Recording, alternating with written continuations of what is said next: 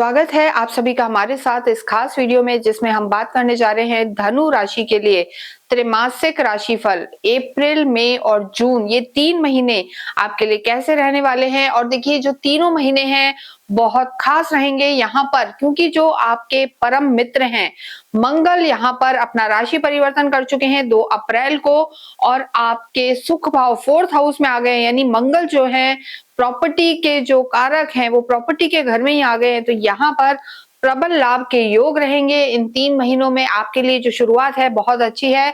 इसके साथ साथ जो आपके खुद के लॉर्ड हैं वो इन 3 महीनों में, यानी वो जून में उच्च के हो जाएंगे। जी हाँ, हम बात कर रहे हैं गुरु की। और देखिए, जो गुरु हैं इस समय चल रहे हैं मिथुन में और ये प्रवेश करेंगे जून में कर्क राशि में। यहाँ पर ये उच्च के हो जाते हैं, हालांकि आपके लिए अष्टम में आएंगे।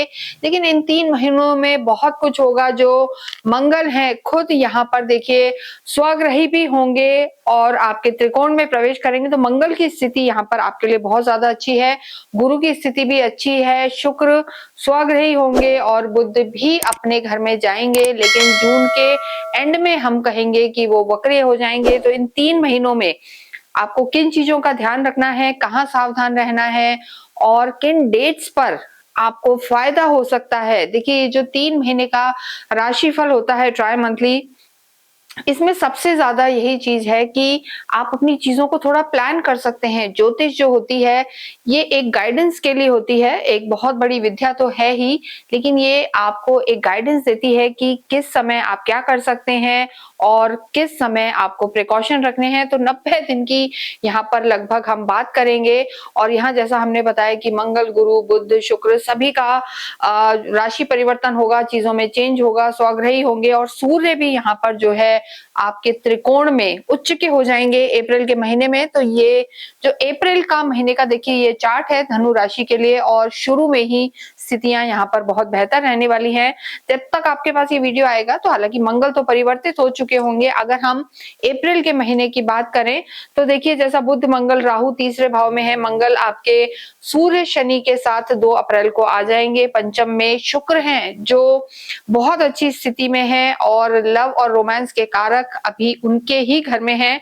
तो यहाँ पर लव लाइफ भी बेहतर है। गुरु सप्तम में है, वैवाहिक जीवन के घर में, और केतु आपके भाग्य में है। तो धनु राशि के लिए समय अच्छा चल रहा है, लेकिन नहीं भूलना चाहिए कि आपकी शनि की ढैया भी चल रही है, 4थे घर में आपके शनि हैं।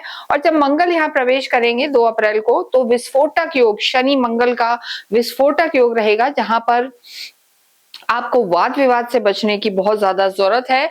11 तारीख को जो बुध हैं ये भी मीन में प्रवेश करेंगे आपके 4th हाउस में। तो देखिए, कहीं ना कहीं बुध जब मीन राशि में आते हैं तो नीच के हो जाते हैं और ये 4था घर है। तो यहाँ पर आपको अपनी माता के स्वास्थ्य का ध्यान रखने की जरूरत है और अपनी वाणी पर थोड़ा सा संयम, कंट्रोल रखने की भी जरूरत है।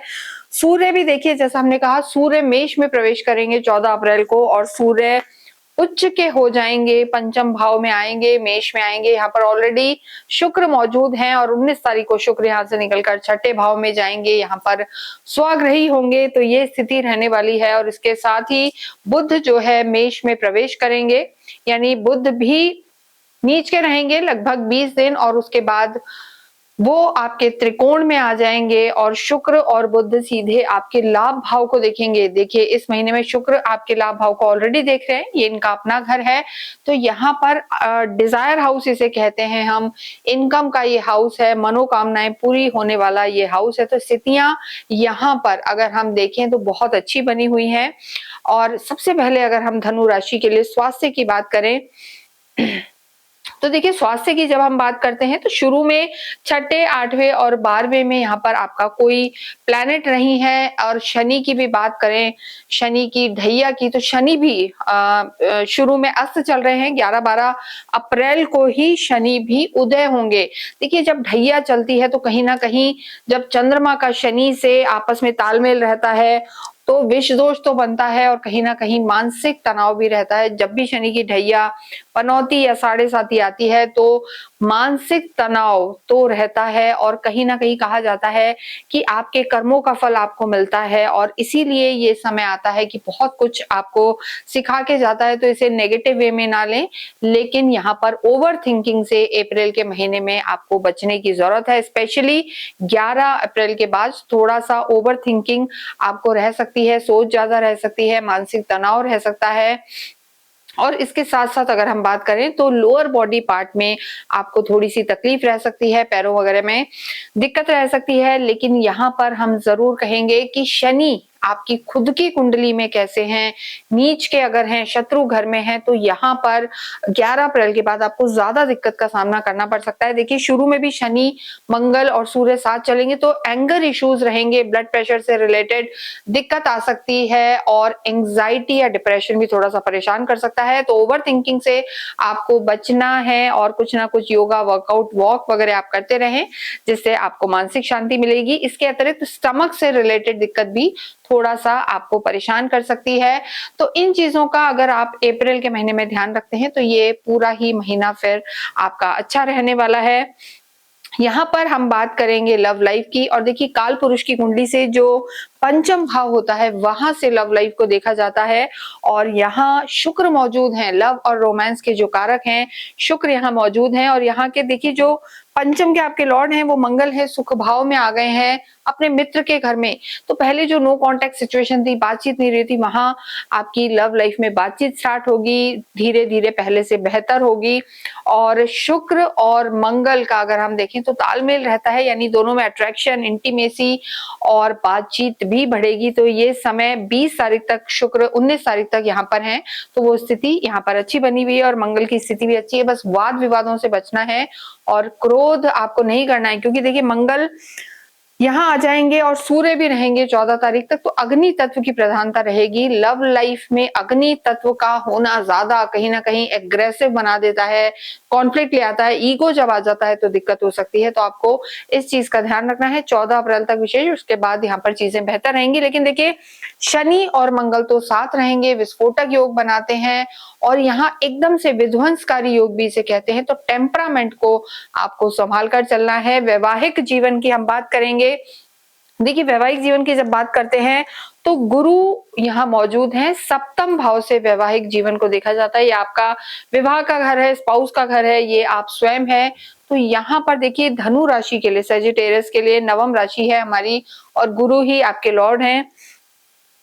गुरु पूरे महीने यही रहेंगे और आपकी लगन को ही देख रहे हैं, तो यहाँ पर तालमेल बना रहेगा। गुरु की सीधी दृष्टि आपस में तालमेल बिठाएगी। लेकिन देखिए यहाँ पर ये जरूर हो सकता है कि जो आपके पार्टनर हैं, स्पाउस हैं, वो थोड़ा सा इस समय बिजी रह सकते हैं और आपकी भी ढैया है, 11 तारीख को शनि उदय हो जाएंगे। तो ऐसी स्थिति में यहाँ पर हो सकता है आपके पार्टनर बिजी रहें, तो उस वजह से कहीं डिफरेंस ऑफ ओपिनियन या समय ना मिलने के कारण थोड़ी सी परेशानी आ सकती है।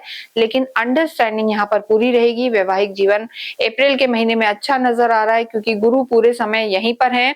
लेकिन देखिए किसी भी रूप में हम कहेंगे कि अगर आपको ऐसा लगता है तो आपको अपनी वाणी का ध्यान रखना है, ईगो में नहीं जाना है, ये आपके लिए जरूरी है। क्योंकि देखिए जो मंगल है और शनि है आपके 4th हाउस में रहेंगे, मंगल का यहाँ होना मांगलिक दोष बनाता है, मंगल दोष बनाता है, तो जो वैवाहिक जीवन के लिए अच्छा नहीं है। तो वहां पर तालमेल बिठा के चलें, जल्दबाजी नहीं करें और एक्शन का रिएक्शन फास्ट ना दें, अन्यथा यहाँ पर वैवाहिक जीवन में दिक्कत आ सकती है।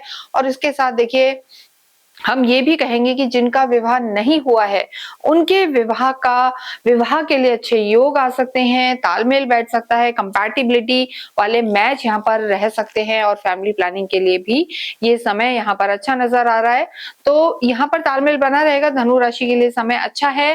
कार्य क्षेत्र की बात करेंगे। देखिए जो कार्य क्षेत्र के आपके लॉर्ड हैं बुध हैं और बुध शुरू में 11 तारीख तक हम कहेंगे कि आपके पराक्रम में है, कम्युनिकेशन स्किल बहुत अच्छी रहेगी, डिप्लोमेसी रहेगी, कैसे बात करनी है और नए नए आइडियाज आपको आते रहेंगे। सूर्य की स्थिति भी यहाँ पर 14 अप्रैल के बाद सूर्य आपके त्रिकोण में प्रवेश कर जाएंगे, उच्च के हो जाएंगे।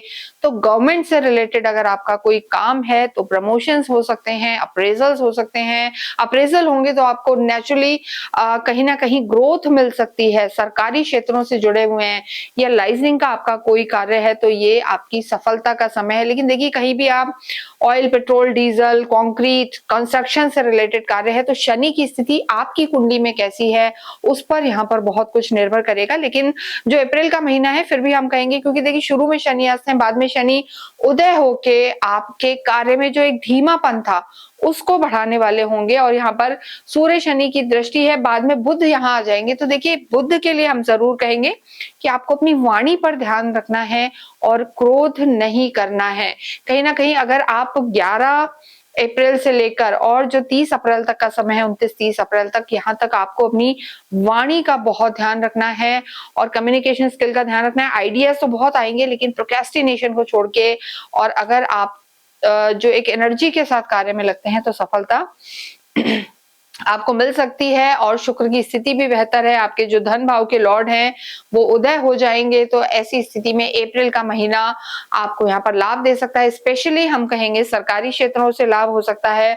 और इसके साथ साथ अगर आप किसी भी रूप में क्रिएटिव फील्ड से जुड़े हुए हैं तो भी यहाँ लाभ के आपके प्रबल योग बनेंगे। धनधान्य की स्थिति बेहतर होगी। पैतृक संपत्ति से संबंधित कोई विवाद चल रहा था तो मंगल चौथे घर में आके आपको यहाँ पर लाभ पहुंचाएंगे। सूर्य मंगल शनि की दृष्टि आपके कर्म क्षेत्र पर रहेगी, बीच में बुध आदित्य योग बनेगा। तो यहाँ पर मान सम्मान भी अप्रैल के महीने में आपको मिलता हुआ दिखाई दे रहा है। लेकिन देखिए 14 अप्रैल के बाद सूर्य हटके आपके पंचम में आएंगे जो आपके लाभ भाव को देखेंगे।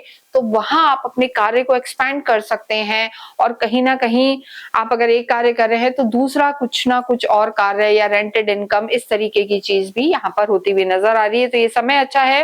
विद्यार्थियों की अगर हम बात करें तो 14-15 अप्रैल के बाद सरकारी क्षेत्रों से रिलेटेड कोई आप एग्जाम दे रहे हैं तो वहां पर आपको सफलता मिल सकती है। विद्या के घर में सूर्य जो बुद्धि के देवता है प्रवेश करेंगे, काफी फोकस रहेंगे और एग्रेसिव रहेंगे अपने करियर के लिए, पढ़ाई के लिए। तो ये समय भी आपके लिए अच्छा है। देखिए धार्मिक अगर हम बात करें तो आपके जो लॉर्ड हैं यहाँ पर नवम भाव के भाग्य के सूर्य हैं और सूर्य आपके बाद में त्रिकोण में ही रहेंगे। तो भाग्य तो अप्रैल के महीने में आपका साथ देगा। पहले आपके भाग्य के स्वामी 10th हाउस, देखिए 4th हाउस में रहेंगे। तो अप्रैल के महीने में रेनोवेशंस, घर में कोई कार्य या नया वाहन लेना या नई कोई ना कोई टेक्नोलॉजी या गैजेट्स आपके लेने के यहाँ पर आसार लग रहे हैं। और बाद में आपके भाग्येश का पंचम भाव में होना भी यहाँ पर आपको सफलता दिलाएगा। तो धार्मिक बुद्धि रहेगी, धर्म के प्रति रुचि रहेगी और घर में धार्मिक कार्य होंगे और भाग्य भी अप्रैल के महीने में पूरा पूरा यहाँ पर साथ देगा। देखिए जो सूर्य की स्थिति है, सूर्य यहाँ पर मिड मई तक रहने वाले हैं और उसके बाद जरूर सूर्य यहाँ पर बदलेंगे। तो सूर्य की स्थिति यहाँ पर अगर हम धनु राशि के लिए इन तीनों महीनों की बात करें तो सूर्य आपके जो भाग्येश हैं प्रबल साथ देते हुए नजर आ रहे हैं। और शनि की जो स्थिति है, और अगर शनि आपकी कुंडली में अच्छे हैं, शनि कर्मों के देवता हैं, न्याय के देवता हैं, शनि की ढैया भी आप पे चल रही है, तो ऐसे में यहाँ पर कर्म और भाग्य दोनों आपका साथ देते हुए नजर आ रहे हैं। तो इस समय का आप पूरा लाभ उठाएं और यहाँ पर बस एग्रेशन से आपको बचना है। मई के महीने की अगर हम बात करें, देखिए मई के महीने की जब हम बात करते हैं तो शुरू में ही 11 मई को जो मंगल हैं त्रिकोण में आए थे और देखिए त्रिकोण में आ जाएंगे 11 मई को, स्वग्रही रहेंगे। तो यहाँ पर इन्हें त्रिकोण यानी स्थान बल तो मिलेगा, साथ ही साथ यहाँ पर खुद के घर में भी मंगल आएंगे और सीधे आपके लाभ को देखेंगे। तो स्थितियां आपके लिए बेहतर रहने वाली हैं। इसके साथ शुक्र मिथुन में प्रवेश करेंगे। शुक्र बदल गए थे, 19 अप्रैल को शुक्र स्वग्रही हो गए थे और अब उसके बाद शुक्र 14 तारीख को आपके 7th हाउस में प्रवेश कर जाएंगे जहां पर ऑलरेडी गुरु है। तो गुरु और शुक्र 14-15 तारीख मई से यहाँ पर साथ चलेंगे। गुरु और शुक्र का साथ होना साल में लगभग 1-2 बार होता है और दोनों ही नैसर्गिक सुख देने वाले प्लैनेट हैं। और फैमिली लाइफ के प्लैनेट्स का, लव लाइफ के प्लैनेट का, रोमांस का, घर गृहस्थी का 7th हाउस में होना आपकी फैमिली लाइफ के लिए स्थिति बहुत बेहतर नजर आ रही है। और साथ में देखिए बुध और सूर्य भी यहाँ पर प्रवेश करेंगे, यानी आपके छठे घर में प्रवेश कर जाएंगे। जब ये 6th हाउस में प्रवेश करेंगे, जब भी सूर्य छठे घर में होते हैं तो रोग ऋण शत्रु को समाप्त करने वाले होते हैं। जब भी कोई पापी ग्रह, दुष्ट ग्रह, एग्रेशन वाले ग्रह सूर्य, राहु, मंगल जब छठे घर में होते हैं तो ये आपको काफी स्ट्रांग बनाते हैं, आत्मविश्वास बढ़ाते हैं और आपके रोग ऋण शत्रुओं को ये समाप्त करते हैं। तो ये स्थिति सूर्य की, जैसा हमने कहा था, पहले चौथे घर में, फिर पंचम में और फिर छठे घर में, तीनों ही स्थिति में आपके भाग्येश यहाँ पर आपका पूरा साथ देंगे। और बुध उसके बाद यहाँ पर इस महीने के एंड में अपने ही घर में प्रवेश कर जाएंगे, स्वग्रही हो जाएंगे, तो वो स्थिति भी आपके लिए बेहतर रहने वाली है। तो ओवरऑल अगर हम मई महीने की बात करें तो जो मंगल की स्थिति है त्रिकोण में स्वग्रही होना, यानी उन्हें एक तो त्रिकोण का फल मिलेगा, साथ ही स्थान बल पंचम का भी उन्हें फल मिलेगा, तो ये आपके लाभ को बढ़ाने वाला होगा। लेकिन हम अगर स्वास्थ्य की बात करें तो देखिए पंचम में मंगल का होना, यहाँ पर हम स्पेशली कहेंगे जो प्रेग्नेंट वुमेन है, फीमेल्स को यहाँ पर ध्यान रखना है, क्योंकि मंगल कहीं ना कहीं फायर एलिमेंट वाले होते हैं, एग्रेशन, वार्म, गर्मी को बढ़ाते हैं, तो मिसकैरेजेस होने का डर रहता है। प्रेग्नेंट वुमेन को यहाँ ध्यान रखना है। और संतान को भी, यानी संतान और फीमेल दोनों को यहाँ पर चोट लगना या कहीं ना कहीं कुछ मिसहैप होना या स्टमक से रिलेटेड प्रॉब्लम्स यहाँ पर रह सकती हैं। तो स्वास्थ्य का मई के महीने में आपको बहुत ज्यादा ध्यान रखना है। 11 मई से लेकर जो स्थिति बनी हुई है और फिर यहाँ पर मंगल रहने वाले हैं 21 तारीख तक, तो 21 तारीख तक आप यहाँ पर सावधान रहें। और इसके अतिरिक्त इन जनरल अगर हम देखें तो क्योंकि शनि की ढैया आपकी चल रही है, शनि उदय भी हो चुके होंगे, तो पैरों में तकलीफ रह सकती है और ड्राइविंग में आपको केयरफुल रहना है। तो इन सब चीजों का यहाँ पर आपको ध्यान रखना है, जल्दबाजी नहीं करनी है। और शनि अगर आपकी कुंडली में नीच के हैं, शत्रु घर में है, तो मानसिक तनाव से भी आपको बच के चलना है, वो आपके लिए बहुत ज्यादा जरूरी है। इसके साथ ही अगर हम बात करें आपकी लव लाइफ की, तो देखिए लव लाइफ में सूर्य यहाँ रहेंगे, आपको हमने बताया है 15 तारीख तक, उसके बाद सूर्य वृषभ में आ जाएंगे। तो 15 तारीख तक आपको एग्रेशन से बचना है। और देखिए 11 तारीख को मंगल भी यहाँ आ जाएंगे, तो 11 से लेकर 14-15 तक तो सूर्य मंगल दोनों यहाँ पर रहेंगे। तो आपको अपनी लव लाइफ को 11 अप्रैल से लेकर और 15 मई तक, 11 मई से लेकर 15 मई तक तो बहुत संभाल के रखना है। एग्रेसिव रह सकते हैं, हालांकि अग्नि तत्वों का त्रिकोण में आना कुछ बुरा नहीं है, लेकिन लव लाइफ के लिए वो बुरा है। दोनों ही डोमिनेटिंग रह सकते हैं, आर्ग्यूमेंट्स में जा सकते हैं। तो यहाँ पर तालमेल बिठाने की आपको जरूरत है और यहाँ पर आर्ग्यूमेंट से बचना है और जल्दी से रिएक्ट नहीं करना है, जल्दबाजी नहीं करनी है। तो यहाँ पर आपकी लव लाइफ संभली रहेगी। मई के महीने में वैवाहिक जीवन की जब हम बात करते हैं तो देखिए गुरु अप्रैल और मई पूरे ही समय मार्गी अतिचारी रूप में मिथुन राशि में ही चलेंगे, यानी आपके सप्तम में रहेंगे और आपकी लगन को देखेंगे, खुद के घर को। तो यहाँ पर मैरिड लाइफ आपकी अच्छी नजर आ रही है, तालमेल रहेगा, अंडरस्टैंडिंग रहेगी और ये भाव जो आपका 7th हाउस है ये एक्टिव भी रहेगा। तो स्थितियां यहाँ पर बेहतर है। फैमिली प्लानिंग के लिए समय अच्छा है, लेकिन प्रेग्नेंट वुमेन को यहाँ पर जैसा हमने कहा, देखिए कंसीव करेंगे लेकिन रिटेंशन ऑफ आपका जो बेबी का है वो, उसके लिए आपको यहाँ पर ध्यान रखने की जरूरत है। तो आपके लिए फैमिली प्लानिंग और मैरिड लाइफ दोनों ही यहाँ पर अच्छी नजर आ रही है। नए रिश्तों की शुरुआत हो सकती है और गुरु आप में तालमेल भी बना के रखेंगे। लेकिन जब सूर्य यहाँ उच्च के भी चलेंगे और छठे घर में आएंगे तो यहाँ पर थोड़ा सा आप संभल के रहें, आर्ग्यूमेंट से बचें। इसके बाद अगर हम कार्य क्षेत्र की स्थिति देखें तो देखिए बुध की स्थिति यहाँ पर अच्छी है और बाद में इस महीने के एंड में बुध आपके सप्तम में आ जाएंगे। डे टू डे की इनकम आपकी बढ़ सकती है, मान प्रतिष्ठा बढ़ेगी, कंसल्टेंसी से काम है, एक्सपोर्ट इंपोर्ट का काम है। गुरु और बुध की स्थिति यहाँ पर बहुत अच्छी रहने वाली है, यानी आपकी कम्युनिकेशन स्किल को बुध और गुरु बहुत अच्छा करेंगे, नए नए आइडियाज देंगे। आप अपनी वाणी से ही किसी को रिझा सकते हैं और उसी से रिलेटेड अगर आपका काम है तो यहाँ पर चीजें आपकी बहुत बहुत अच्छी रहने वाली है। और इसके अतिरिक्त टीचिंग में है या विदेशों में जाके कोई कार्य करना चाहते हैं तो सफलता सफलता मिलेगी। सरकारी क्षेत्रों से काम है या लॉयर आप हैं या लाइजनिंग का काम करते हैं या बैंकिंग में हैं तो भी यहाँ पर सफलता मिल सकती है। बस आप ऑयल, पेट्रोल, गैस या कंक्रीट, कंस्ट्रक्शन से रिलेटेड कामों में हैं, प्रोडक्शन हाउसेज में है तो थोड़ा सा स्लो डाउन मई के महीने में आप फील कर सकते हैं, अन्यथा पूरा समय अच्छा है। और धन के भाव की अगर स्थिति देखें तो बहुत ज्यादा बड़े इन्वेस्टमेंट में आप मई के महीने में ना जाएं तो चीजें आपके लिए बेहतर रहेंगी। इसके साथ विद्यार्थियों की स्थिति बेहतर है। सूर्य शुरू में आपको सरकारी क्षेत्रों में सफलता दिला सकते हैं, सूर्य उच्च के रहेंगे और उसके बाद जो स्थिति आपकी रहने वाली है, सूर्य छठे घर में जाके आपको विदेशों में पढ़ने का मौका, हायर स्टडीज का मौका आपको सूर्य दिलवा सकते हैं, तो वो स्थिति भी यहाँ पर अच्छी नजर आ रही है। इसके साथ ही अगर हम बात करें आपके भाग्य की तो भाग्य सूर्य है और हमने शुरू में ही कहा है धनु राशि के लिए हालांकि शनि की ढैया चल रही है लेकिन सूर्य, मंगल, आपके खुद के लॉर्ड गुरु और बाद में बुध भी आपके भाग्य को प्रबल, आपका यहाँ पर भाग्य साथ देगा, मान सम्मान बढ़ेगा। और हमने ये जो चीज कही है कि सूर्य की जो स्थिति है ये आपकी मेहनत का फल आपको मिलेगा, यानी अवार्ड और reward second half of May से ही आपको मिलने लगेंगे, रिकॉग्नाइजेशन रहेगा और बड़े लोगों से मिलना, एलीट ग्रुप में बैठना उठना, पॉलिटिशियन से मिलना और मान सम्मान मिलना यहाँ पर नजर आ रहा है। तो भाग्य आपका साथ देगा, धार्मिक बुद्धि रहेगी।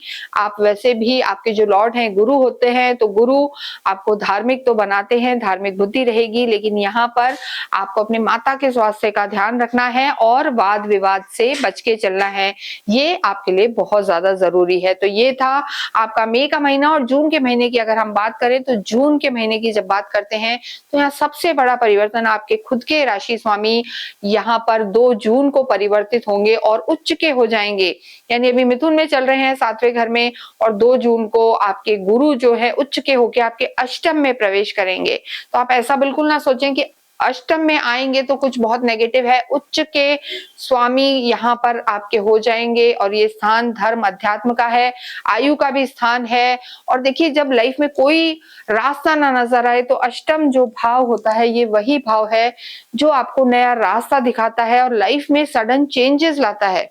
तो यहाँ पर आपके लाइफ में जून में जरूर कोई ना कोई पॉजिटिव चेंज आएगा और धन धान्य की स्थिति यहाँ पर बेहतर होगी, स्वास्थ्य में सुधार होगा। और इसके बाद 8 तारीख को जो शुक्र है, अभी तक शुक्र और गुरु यहाँ साथ थे, अब कर्क में भी वो साथ में चलेंगे, तो शुक्र और गुरु 2 पॉजिटिव प्लैनेट्स का अष्टम में होना आपकी जो मान प्रतिष्ठा है उसको बढ़ाने वाला होगा, धन की स्थिति को बेहतर करेगा। इसके बाद 15 तारीख को सूर्य जो है वो मिथुन में प्रवेश कर जाएंगे। देखिए 15 जून को सूर्य मिथुन में प्रवेश करेंगे और यहाँ पर सूर्य का होना मैरिड लाइफ के लिए अच्छा नहीं है, तो 15 जून के बाद से आपको अपने वैवाहिक जीवन में थोड़ा सा ध्यान रख के चलना है, संभल कर चलना है। और 21 तारीख को जो मंगल है वो टॉरस में आ जाएंगे, तो वो स्थिति देखिए ठीक है, मंगल का वृषभ में आना आपके शत्रुओं को हराने वाला होगा, स्थितियां बेहतर रहेंगी। और जून के एंड में जो बुध हैं वो वक्रीय हो जाएंगे, यानी 15-20 अप्रैल के बाद एक तो सूर्य आपके वैवाहिक जीवन में आएंगे, सप्तम में आएंगे, तो ये कार्य क्षेत्र के लिए तो बेहतर है लेकिन वैवाहिक जीवन को संभालने की जरूरत है और जो गुरु है उनकी स्थिति भी बेहतर होगी। तो ओवरऑल अगर हम जून की स्थिति बात करें और आपके स्वास्थ्य की बात करें तो यहाँ कहीं ना कहीं स्टमक से रिलेटेड आपको जून के महीने में दिक्कत आ सकती है, लिवर को आपको संभाल कर रखना है, ऑलरेडी आपको कोलेस्ट्रॉल या बीपी इनसे रिलेटेड कोई समस्या है तो आप थोड़ा सा सावधान रहें। और इसके साथ साथ आपको अपने क्रोध पर कंट्रोल करना है, ओवर थिंकिंग से बचना है, नहीं तो आपको थोड़ा सा स्वास्थ्य में जून के महीने में दिक्कत आ सकती है। तो इन सब चीजों का आप ध्यान रखें। और सूर्य देखिए आप ही की राशि में आके आपकी लगन को देखेंगे, आपके सप्तम भाव में आके आपकी लगन को देखेंगे, तो टेम्परामेंट को संभालें, क्रोध पर कंट्रोल करें तो जून का महीना अच्छा रहने वाला है। इसके साथ अगर हम बात करें लव लाइफ की तो लव लाइफ के जो लॉर्ड हैं मंगल देखिए अच्छी स्थिति में है, यहीं पर है, लेकिन जैसा हमने कहा जून के महीने में विशेष रूप से आपको क्रोध और आर्ग्यूमेंट से बचना है, अन्यथा चीजें डिस्टर्ब हो सकती हैं, क्योंकि सूर्य भी आपकी लगन को देखेंगे और मंगल भी यहाँ चलेंगे और बाद में बुध भी वक्री हो जाएंगे। तो जो जून का सेकेंड हाफ है 20 तारीख के बाद आपको अपना ना सिर्फ लव लाइफ बल्कि सब सारे ही जो रिश्ते हैं इनको आपको संभालना है, आर्ग्यूमेंट से बचना है, ओवर थिंकिंग से बचना है, बहुत ज्यादा कॉन्फ्लिक्ट, बहसबाजी किसी भी रिश्ते में यहाँ पर अच्छी नहीं है, तो लव लाइफ में भी संभालना है। और इसके साथ हो सकता है आपके जो पार्टनर हैं वो थोड़ा सा बिजी रहे, तो तालमेल बिठा के चलें। वैवाहिक जीवन की हम बात करेंगे 15 तारीख के बाद सूर्य यहाँ प्रवेश कर जाएंगे और सूर्य का अपनी ही लगन, आपकी जो हम कहेंगे लगन को देखना, थोड़ा टेम्परामेंट को नेगेटिव कर सकता है। और सूर्य मंगल राहु केतु जब भी सप्तम में आते हैं या दृष्टि देते हैं तो थोड़ा सा नेगेटिव परिणाम देते हैं, कहीं ना कहीं विवादों को बढ़ाते हैं, ईगो क्लैशेस लाते हैं। और गुरु उस समय उच्च के तो हो जाएंगे लेकिन वो अष्टम में आ जाएंगे, तो वैवाहिक जीवन के लिए जून का महीना 15-20 तारीख के बाद बहुत ज्यादा अच्छा नहीं है, तो तालमेल बिठाने की जरूरत है।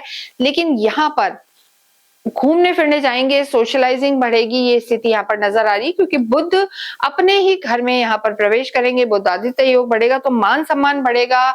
वाणी अगर अच्छी रखेंगे, क्रोध से बचेंगे, तो यहाँ पर नए रिश्ते की शुरुआत भी होगी और तालमेल भी बना रहेगा, ये स्थिति नजर आ रही है। वैवाहिक जीवन यहाँ पर अच्छा नजर आ रहा है और वैवाहिक जीवन बाद में अगर तालमेल, हम कहेंगे कि ईगो नहीं लाते हैं, तो अच्छा नजर आ रहा है। कार्य क्षेत्र की बात करेंगे तो देखिए 15 अप्रैल के बाद जब सूर्य आपके 7th हाउस में रहेंगे तो यहाँ पर डे टू डे की इनकम आपकी बढ़ेगी, मान प्रतिष्ठा बढ़ेगी। सूर्य और बुध का बुध आदित्य योग यहाँ पर जो बन रहा है, और 21 तारीख को जो मंगल वृषभ में आएंगे, यहाँ पर रोग ऋण शत्रु आपके समाप्त होंगे। और एक सोसाइटी में जो कहते हैं कि जो आपने लंबे समय से मेहनत की है उसका अवार्ड और रिवॉर्ड 15 जून के बाद यहाँ पर मिलेगा। सरकारी क्षेत्रों से फायदा होगा, गवर्नमेंट से रिलेटेड कार्य में है तो प्रमोशंस हो सकते हैं। और राहु की जो स्थिति है ये आपके पराक्रम को यहाँ पर बढ़ाने वाली होगी। तो यहाँ पर देखिए कार्य की स्थिति बेहतर है लेकिन रिश्तों को आपको संभालने की बहुत बहुत जरूरत है।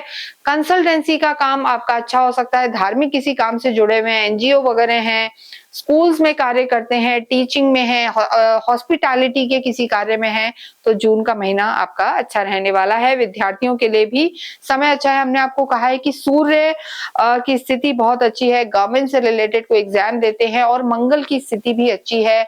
मैनेजमेंट वगैरह में जाना चाहते हैं, सीए सीएस कर रहे हैं, तो सफलता यहाँ पर आपको मिल सकती है। विदेशों में जाके पढ़ना चाहते हैं, क्योंकि देखिए जो आपके पंचम के लॉर्ड हैं वही आपके 12th हाउस के लॉर्ड हैं, तो स्पेशली सीएस आप कर रहे हैं, बैंकिंग में है या विदेशों में जाके पढ़ना चाहते हैं, तो जून का महीना मंगल से रिलेटेड कोई भी एग्जाम, आर्मी पुलिस में भी जाना चाहते हैं तो आपको सफलता दे सकता है।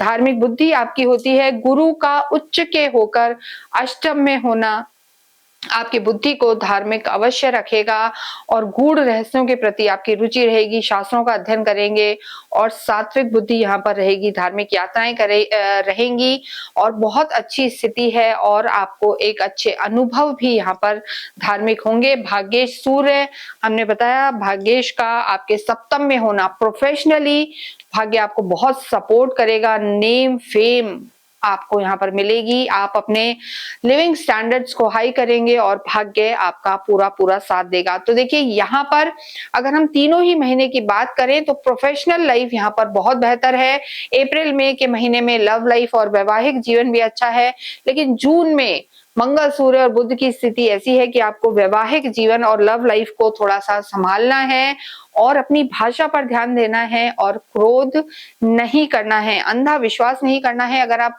ये सब तालमेल बैठाते हैं तो ये तीनों ही महीने आपके लिए अच्छे रहने वाले हैं। लेकिन हाँ, आपकी ढैया है तो शनि की स्थिति आप जरूर देखें। कोई क्वेरी हो तो आप हमें कमेंट करके पूछ सकते हैं। और जितना हो आपको विष्णु सहस्त्र नाम का पाठ करना है। सुबह सुबह आप अवश्य ही सूर्य को जल चढ़ाएं, गायत्री मंत्र का जप करें, और गौशाला में दान करना आपके बड़े बड़े पापों को नाश करने वाला होगा। इसके साथ ही इस वीडियो को हम समाप्त करते हैं। कमेंट बॉक्स में आप अवश्य ही ओम नमो भगवते वासुदेवाय लिखिए।